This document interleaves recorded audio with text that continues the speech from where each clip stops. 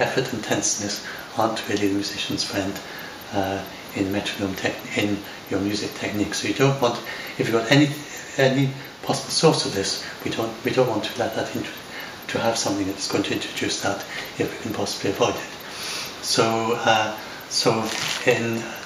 what we have to do is turn this around into something positive, and to make it into a positive feedback. So we've already started on that with this listening to the way the two sounds merge together.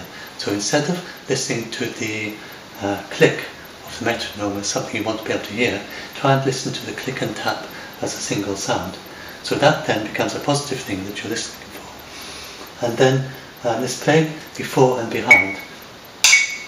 You've got the listening for the tap click, like that. Sound you get from the two playing together. Slightly up there, that together. There we are. The tap click sound. And so we're listening out for the tap click sound. And then the other thing is this, what we've been practicing with the echo to one side or the other. Then this also, the more you practice like that, you just find that that helps guide you back towards the click all the time. You hear either you're the echo or the metronome is the echo, and you just get gently pulled back towards the click in that way as well. So that becomes like a positive feedback. And so what we're coming to next is when you get really close, and this is my own little contribution to all this, is I haven't come across this before, although I dare say probably others have thought about it, but it's thinking in terms of reverb. So if you think about an echo, first of all, and the echo can be quite loud, so sometimes you can get quite a loud echo comes back. Now, when you are in a smaller space, you have, instead of the echo, you have reverb, and you don't normally think of reverb as being particularly loud, but in fact it is. It's indeed much louder than your average echo, because the walls are closer, and the sound has less distance to travel before it comes back, and it bounces off the walls and comes back. It's a really loud sound, reverb. We don't think of it that way, but it is. And so all the time, like when you're talking in the room, you have this reverb, and you might also think, okay, so it's really loud, but surely it's instantaneous. But it's not instantaneous either, because the music speed of sound is actually surprisingly slow. So we think of it as extremely fast, supersonic jets. In terms of miles per hour, it is of course extremely fast. In terms of meters per second, it's 300 meters per second. But when you talk about, and that also is pretty fast compared with speed someone can run or whatever. But in terms of music, musicians think in terms of milliseconds. And sound takes 3 whole milliseconds to travel a meter. And that is really quite slow in this. So it means by the time it's got to that wall and back again, then the sound has taken at least 10 milliseconds to come back to me. So, and that's a noticeable musical interval. Milliseconds may not mean very much to you. I'm going to play them in a moment if they don't. But just take it that that's an easily noticeable musical interval. And in larger spaces, like off that wall, it would be maybe more 20 milliseconds, something like that. And in a larger room, like reverb can go up to 50, maybe 100 milliseconds, so 100 milliseconds is beginning to be more like an echo. And but our ears are really used to this, and we can kind of filter it out. Not completely, because you need the reverb in order for it to sound nice, but your ears kind of filter it out to make it a problem. And so, and if you're in an orchestra and you think about it, and the conductor of an orchestra can synchronize the orchestra from his point of view, but the actual sound travelling from one side of the orchestra to the other, it's going to take maybe 20-30 milliseconds to get one side to the other, maybe, or whatever. That means it's impossible for the entire audience to have the same level of synchronization unless they all lined up behind the conductor. So, but as you would think, that means conductor's got a terrible job. What can you possibly do about that? But the thing is that humans, our ears are just very adaptable, and we are well able to deal with these sort of situations, and you don't get the audience storming out and complaining because they're sitting a little bit more towards the left of the orchestra. And also musicians do deliberately play ahead and behind the beat as well, and we will come to that. So this is something to be aware of when we try to synchronize with the metronome click. That when you thought that you were completely in the pocket, because our ears do this magical stuff with small time distances, maybe you weren't precisely in the pocket. And it also means, like, all the time when I was talking, these sounds are coming back to me at every word that I've said has been echoed back, and it's like an echo, and it's come back like about 10 milliseconds and so on. And in fact, if you try and listen out for this, if you listen in an analytic fashion, I'm doing it just now, and I'm trying to hear the sounds coming back, and it's really, really confusing. And you find yourself, you can get used to it, but you find yourself, you just can't, it's hard to keep it up, because every word is like that someone else is saying everything that I say back to me 10 milliseconds, 100th of a second later, so that's quite confusing. So it's no wonder that we filter it out. So with this exercise, but it's also, we can use this in a very positive way. It can help us to hear which side we are of the metronome and how close we are to the metronome. And so I've got this option, in-bounds metronome. I've got this option, the echo part. And again, I'll bring this window open. And this is simulating reverb. So reverb, it's like with Avatar, you have these simulated landscapes. So in the same way, you can simulate reverb, and a lot of music nowadays, they mix dry tracks and then they add the reverb in, and you have this kind of artificial, but maybe very nice sounding reverb made on the computer. And but what we're going to do here is we're going to simulate reverb, but this is a very crude simulation. So I've added an echo part. So every beat is going to have an echo that is 50 milliseconds at the moment. Let's set that to 100.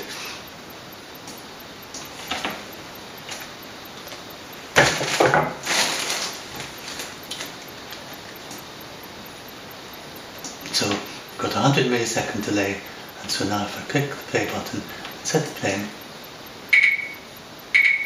and you hear that is a 100 millisecond delay. That's more like an echo, or a very large room reverb. Now if we set it to 50 milliseconds, which I was talking about before, that is more like a large room reverb. Now that doesn't sound much like a reverb at the moment, but now if I then go and I bring up the parts, hopefully I've made the text nice and big so that you can see what's going on. So I go to this echo part, and if I set that to something lower, like say 70 or something. By the way, something I'd like to show you, if you are using bounce metronome, there's something to show you here while I'm talking about this. So that all the numbers in bounce metronome. Now, in music software interfaces, you often have these little dials that go around, and because it's awkward to move the mouse around in a circle, they have this convention in music software nowadays that you click on the dial, and as you go up and down, the dial turns so it spins around. And so that's really quite neat. It's a nice way of adjusting the number, but it has a disadvantage. It's kind of fiddly to set the number to the exact precise number you want. So you often have an editable version as well, below the dial or next to the dial, so you can type in a number as well. Well, that of course makes your, if you have, especially have lots of numbers, that makes your visual interface rather complicated and takes up a lot of space. So in bounce metronome, I've got a simplification of that. So all the numbers in bounce metronome, if you click on the number and you just click in the text field, and if you just drag down, the number changes as you drag down. And if you release, it's at the new number, click on the number again, drag down, and the number changes again. If you hold the Shift key down as you do that, then the number changes by a larger increment. So that means you can type in, and you can also just use this click and drag, such as used in musical interfaces. It's also very accessible in the keyboard shortcuts for doing the same thing. You can use page up and page down. You can also use to adjust the number. So that means we can adjust the volume of the echo. If I bring it down,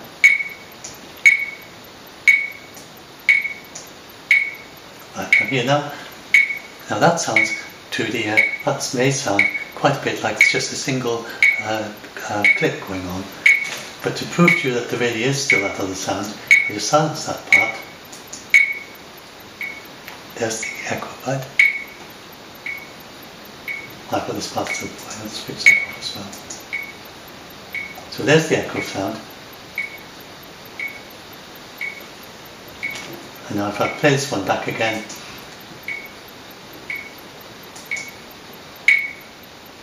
and that slight echo, very quiet echo coming after the sound, that just sounds like quite a bit like reverb. And it's possible that if you weren't listening too closely to that, you might think it was just a single note sounding. And now if we adjust and set it going, and same thing, we'll adjust these numbers here.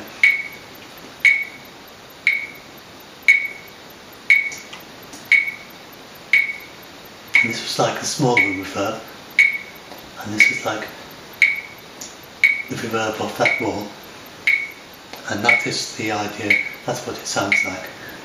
So it's very close together. And maybe if we now bring this up to full volume, and you can listen to that. Yeah, that's it's a double note. That's a small room reverb distance. So that's something that you can experiment with bounce metronome and try these different timings and listen to hear what it sounds like. So I think that's enough on that. So as I say, of course, that is a simplified reverb. Actual reverb is much more complicated.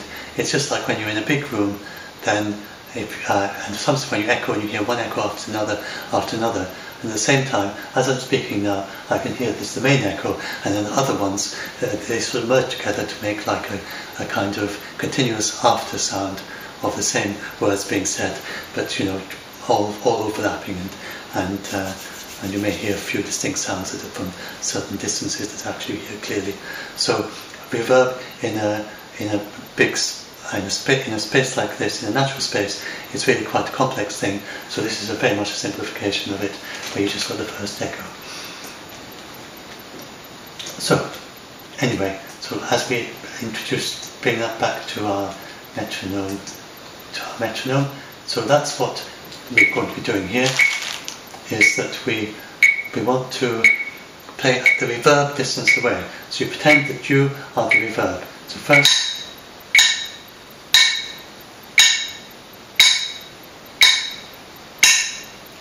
so that's like a very large room reverb, and you can go really close, and a bit closer. Yeah, like that.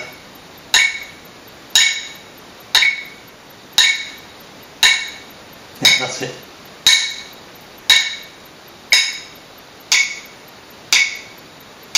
Like that. So that's like a small room reverb, and before you might have thought that you were playing in the pocket when you were at that distance because you're so used to reverb, and in fact you're a slight distance away, and you can do the same side, so you're the reverb, and so this, and the other way, there we are, a small room reverb, the other way around, so now the metronome is the reverb, like that, and so a small large room reverb. So you do that either side, and then finally you can go in the middle, which is between these two. And then you have in your mind what you are is listening to the merging, and the merging into a single new sound happens most precisely when right in the middle. And you're going to drift a little bit, especially to start with. So So as you drift one side to another, you'll hear which one is the reverb, and if you've done enough of that practicing of playing to both sides, as the large and small room reverb to both sides of the click, then that will naturally guide you back. So you drift away a little bit, and then you just naturally come back again without having to think about it. So that makes the kind of positive feedback. So I think this is my little contribution, the new idea of thinking in terms of reverb as a way to get positive feedback all the way right to the merge point. So not just a distance away where you really hear clearly which side you are, but as you get really, really close, you have this continuous positive feedback that is taking you towards the vanishing click and the merge of the new sound of the click and the tap played together. So that's what I wanted to explain in this video segment. So that's something you can practice. You can practice both sides, and remember that you want to have it so at any moment you can just hit and you are the small room reverb one side, hit and you're a small room reverb the other side, and then once you've got that, then you've got measure, then you can just hit and you're in the middle. So you don't necessarily be playing all the time one or the other. You have the ability to just come and just hit one or the other. Now, another thing I want to explain, to suggest just now, it's quite a good thing to do to avoid getting locked in to the click just because we've been focusing so much, is to try drifting.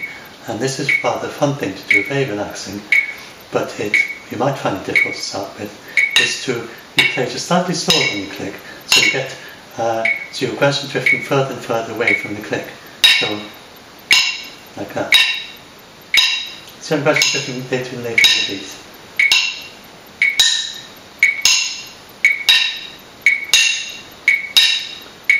And at a certain point, we'll start going the other way.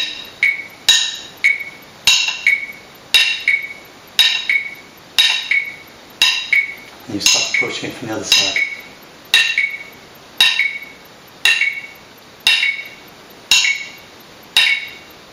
And finally you hit it again from the other side. So that's a really fun, relaxing exercise to do. It's to gradually drift in either direction, either forwards or backwards through the beat. And actually, what you're doing there is, in fact, it's a kind of polyrhythm that you're playing there. In fact, for however many beats it was that it took, maybe say it was 15 beats, and I was playing a little bit slower, so I took 14 beats to get there. So that was a 14 over 15 polyrhythm actually that I was playing. So anyway, that's quite a nice relaxing exercise to do as well, and rather fun, although it's not so easy. So if you have a try, if you find that a little bit hard, then just keep up with the drifting back and forth in the middle of the measure that we were doing before, and just you can keep up with that as well at the same time as you do the playing close to the metronome click to either side. So that's the end of this video segment. Now we'll going on to playing with many different instruments and how we can apply this to other instruments. I think that would be quite a good thing to talk about next, because we've been focusing so much on percussion. So